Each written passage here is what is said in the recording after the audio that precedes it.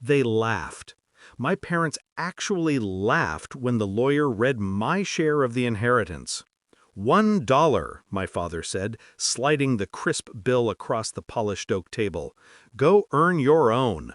My mother leaned back, lips curling into that smirk I'd seen too many times growing up.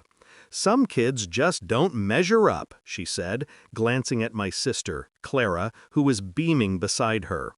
$6.9 million. That's what they handed Clara. And a single dollar for me. The room fell silent, except for the faint hum of the air conditioner and my mother's laugh, sharp, rehearsed, triumphant. The lawyer hesitated, papers trembling in his hands. Before we continue, he said, there's also a final letter from your late father, Mr. Richard Hale, Sr. I watched my mother's face tighten. And that's when I knew. This was the moment I'd been waiting for. My mother always believed control was inherited, like money or blood type. She controlled everything, my father's decisions, Clara's choices, even the way the family smiled for photographs. I used to think she was strong. Now I know she was just terrified, of losing power, of being exposed, of me. When I was 14, I caught her in the study, burning documents with my grandfather's name on them. She told me to forget what I saw, that I was too young to understand. I didn't forget. I never do. Grandpa Hale built the family empire, real estate, tech investments, clean energy. He adored me, taught me how to read balance sheets before I learned to drive. He said, "Family will betray you the moment money enters the room, so make sure you're the one holding the pen." He was right.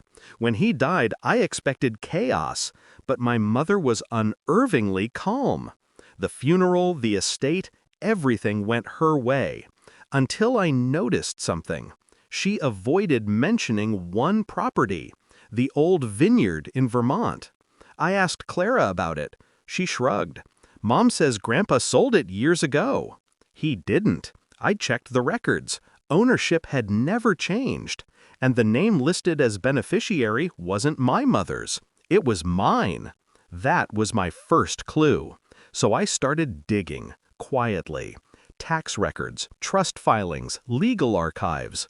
Turns out, 2 months before his death, Grandpa created a second will, sealed in a private trust, appointing a specific condition, the letter to be read only after the primary will was executed. And he made sure my mother never knew about it. So when they mocked me at that table, I stayed silent, calm, composed. The lawyer cleared his throat.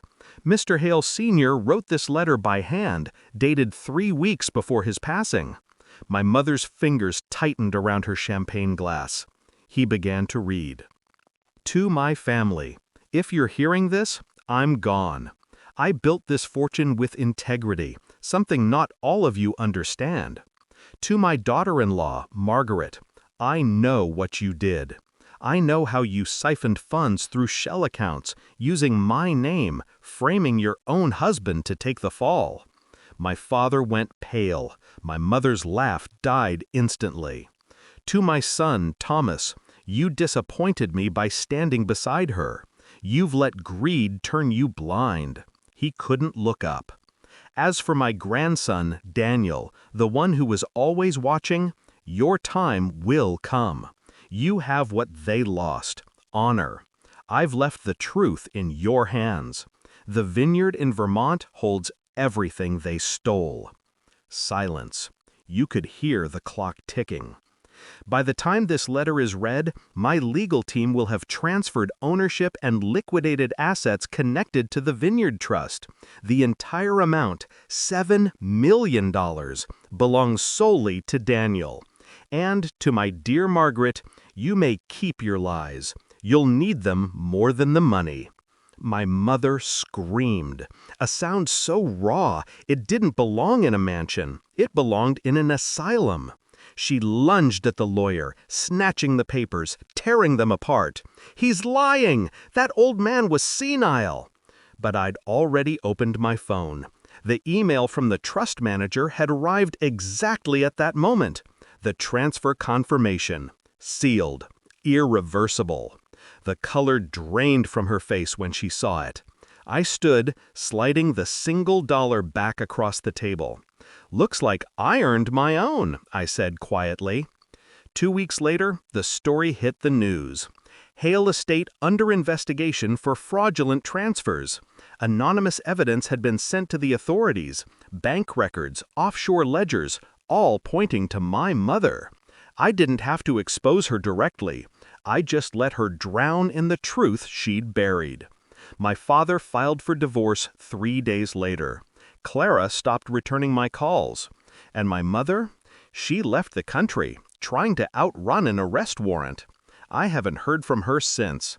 Sometimes I drive to the vineyard. My vineyard now. The air smells like freedom, like earth and justice. People ask if I ever feel guilty. I don't. I didn't destroy my family. They did that themselves. I just held the pen. And when the ink dried, I signed my name where it always belonged.